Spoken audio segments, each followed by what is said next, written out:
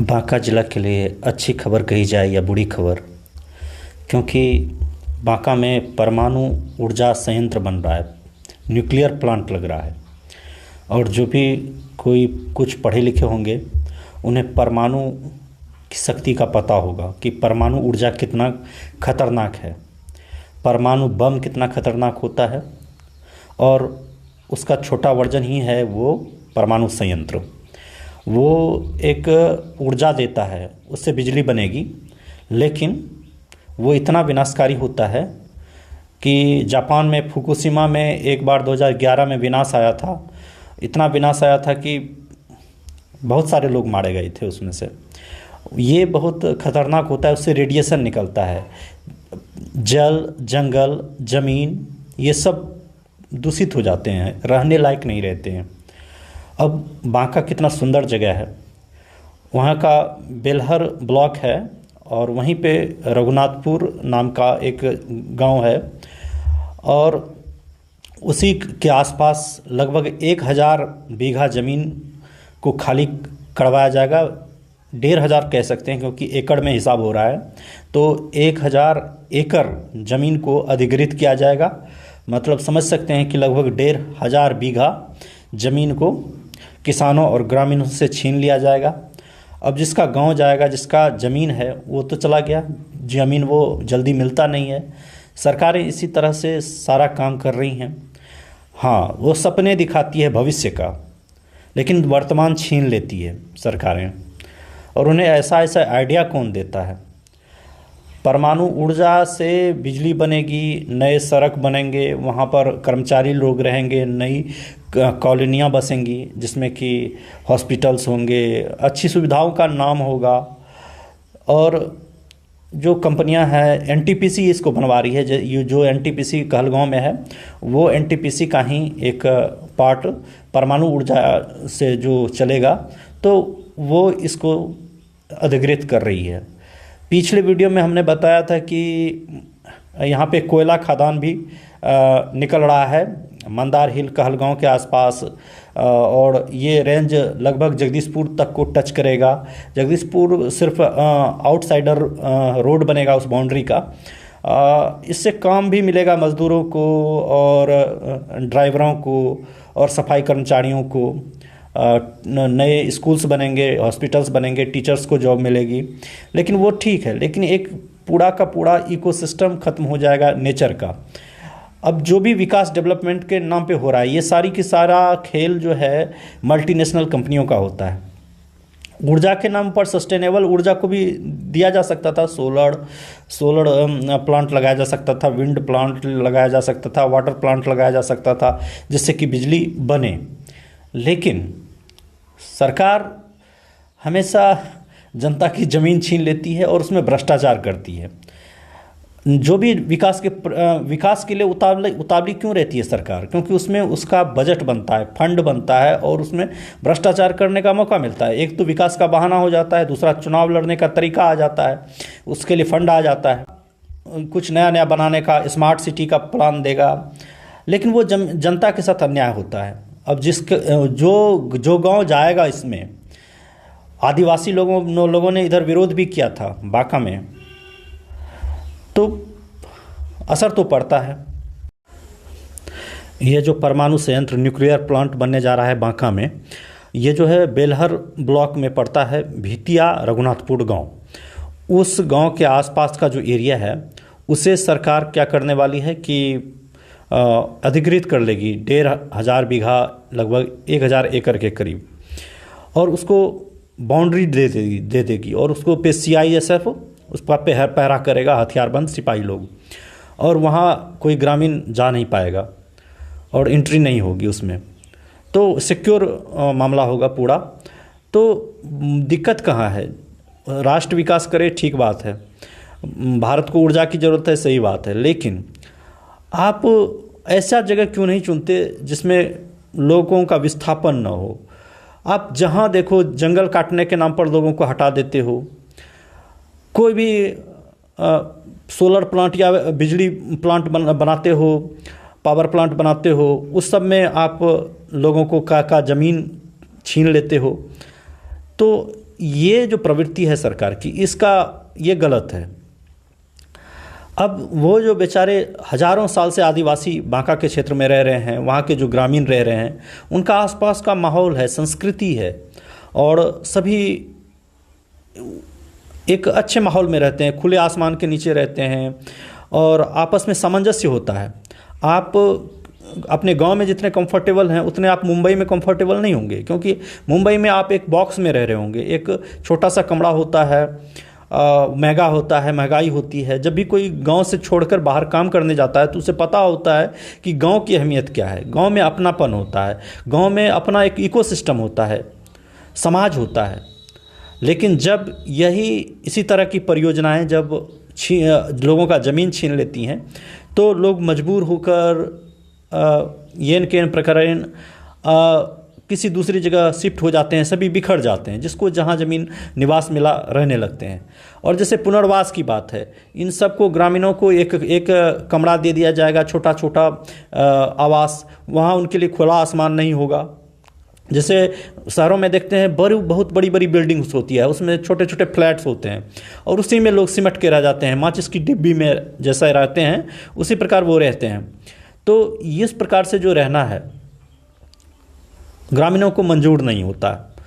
कोई भी आम इंसान जो खुली हवा में रहा है, जिसकी अपनी खेती है, बाग है, बगीचे हैं, खुलकर दौड़ता है, खेलता है और उसमें अपना उसका मालिकाना हक है और एक प्राउड फील होता है कि मेरे पास अपना कुछ है और अपना एक नेचर है। लेकिन आप उसे विकास के नाम पर एक ऐसी व्यवस्था देते हो जिसमें वो घुट कर रहे, जिए लेकिन खुलकर ना। भितिया रघुनाथपुर में जो वो पावर प्लांट बनेगा वो अभी उसमें सर्वे हो रहा है, तो जिसका ग्रामीणों ने विरोध किया, आदिवासियों ने तीर धनुष लेके पारंपरिक रूप से विरोध किया। और बांका में ही एक जगह है शंभूगंज, और उस शंभूगंज में भी एक उसको ऑप्शनल रूप में रखा गया है। मान के चलिए यदि रघुनाथपुर के साइड नहीं हो पाता है तो शंभूगंज को टारगेट किया जाएगा, उस एरिया को। इससे पहले ये जो है प्लांट, न्यूक्लियर प्लांट नवादा में बनने की बात थी। रजौली नाम की कोई का जगह कोई है, तो उधर ही बनने की बात थी, लेकिन वहाँ से हट गया क्योंकि वहाँ भूकंप प्रभावित क्षेत्र था। परमाणु ऊर्जा संयंत्र जो है न्यूक्लियर प्लांट, वो कभी भी भूकंप के क्षेत्र में नहीं लगाया जा सकता है। कारण यह है कि परमाणु ऊर्जा इतना खतरनाक है कि उससे जुड़ा कुछ भी बाहर निकलता है तो वो जहर होता है, वो हजारों साल तक रहता है। मान के चलिए जिस क्षेत्र में ये परमाणु ऊर्जा बन रहा है, प्लांट बन रहा है, तो उससे जो पानी निकलता है वो पानी भी बहुत हार्मफुल होता है। वहाँ का जो कचरा निकलेगा, उस परमाणु कचरा, उससे जो वेस्ट निकलता है उसको यदि आप छू लोगे तो मर जाओगे। वो जो कचरा किसी ज़मीन में यदि रहेगा तो वो ज़मीन बंजर हो जाएगी, और वहाँ पे रहने वाले वहाँ का पानी यदि कोई पी लेगा तो उसको कैंसर हो जाएगा और वो मर जाएगा। तो इतना खतरनाक होता है। तो इसीलिए उसको बहुत मोटी कंक्रीट की दीवार से घेरा जाता है और उसको बड़े बड़े लोहे के बॉक्स में उस कचरे को बंद करके रखा जाता है और उसको धरती के अंदर बहुत नीचे दबाया जाता है।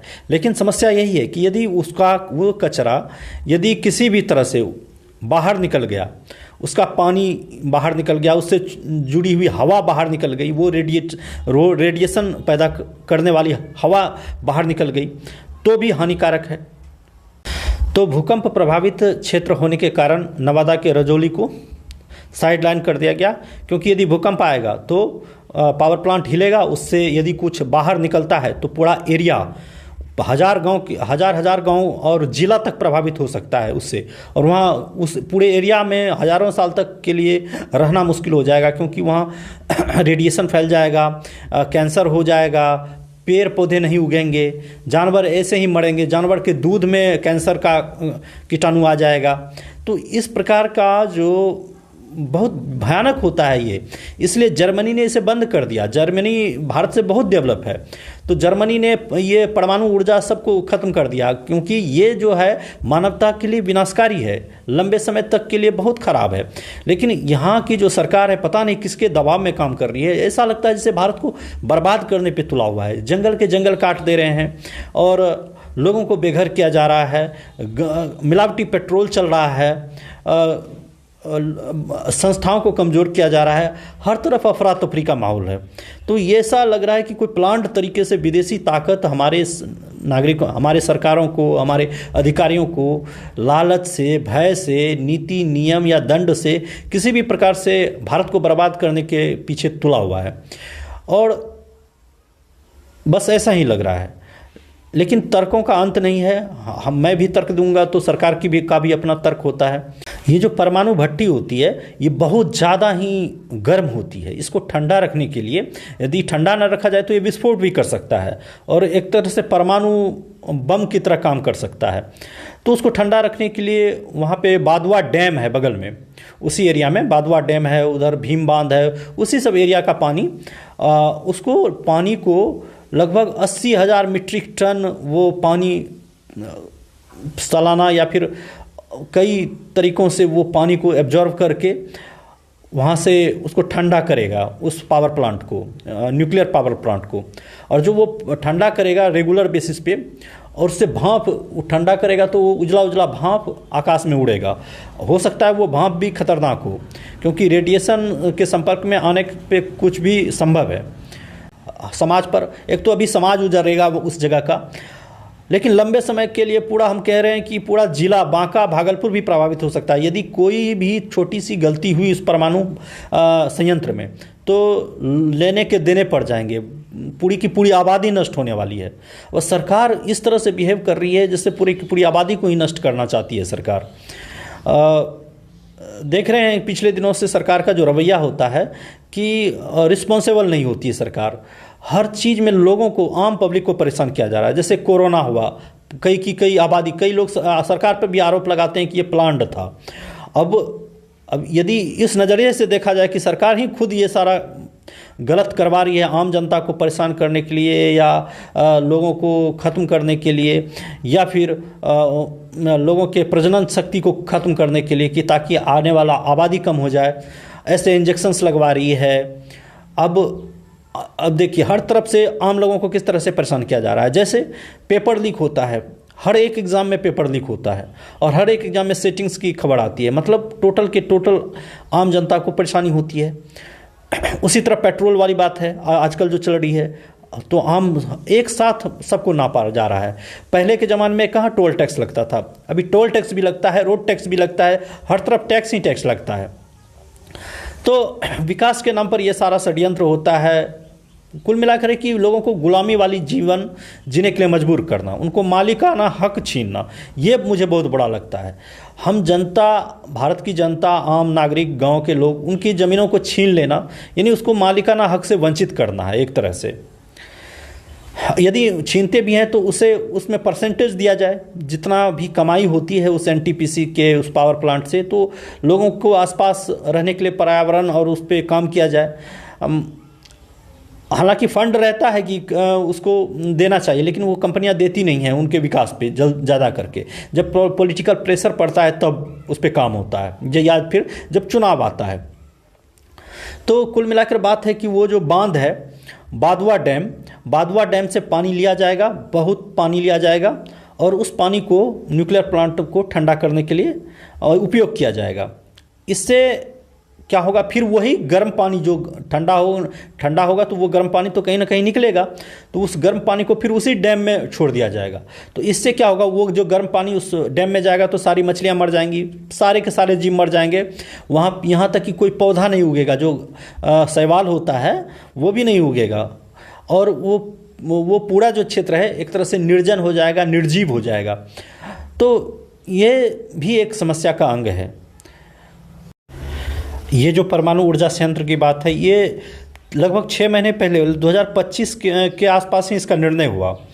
केंद्र सरकार, राज्य सरकार की ओर से इसको निर्देश भेजा गया और लगभग 6 महीने के अंदर ही इसको पूरा कर लिया जाएगा। इतना फास्ट इसको बनाने का निर्देश है। सारा डॉक्यूमेंट को लीगली जो है कि सरकार परमिशन हर विभाग से, पर्यावरण विभाग से और भी जितने भी कर्मचारी या फिर अधिकारियों से जो साइन करवाना है, उस सारे कागजी मामलों को सरकार 6 महीने के अंदर कंप्लीट करना चाहती है और इसको जल्द से जल्द इस काम को शुरू करने वाली है सरकार। तो इस तरह से मुझे लगता है कि जब सरकार ने मन बना लिया है तो आम जनता की क्या ही चलेगी। सरकार आम जनता का दुख दर्द तो समझती नहीं है और जो लोग वहाँ बेघर होंगे उनका क्या ही हाल होने वाला है, क्योंकि एक बार ज़मीन सरकार के हाथ लग गई तो फिर वो ज़मीन कभी वापस नहीं आती है, क्योंकि ये संविधान में ही उसने इस तरह से कुछ छेड़छाड़ करके रखा हुआ है।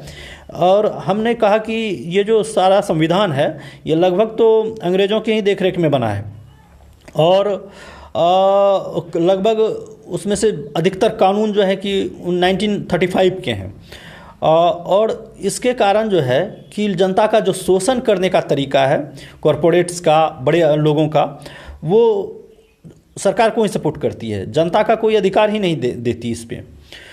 मेरी ज़मीन है, मैं देना चाहूँ न देना चाहूँ, आप विकास के नाम पर हमको भगाते फिरिए। आपको पूरे देश में ही पावर प्लांट लगाना है तो सबको भगाइए, सबको एक डिब्बा में बंद कर दीजिए। इन लोगों की यही तैयारी है कि एक जो बड़ी बड़ी बिल्डिंग में छोटा छोटा फ्लैट होता है उसी में सबको शिफ्ट कर देना और बाकी सारी ज़मीन पे सरकार का कब्जा। तो ये तो नहीं होने देंगे, ये बिल्कुल गलत है और युवाओं को संगठित होना चाहिए। नहीं होगा तो अपनी ही सरकार बनाएंगे। धन्यवाद।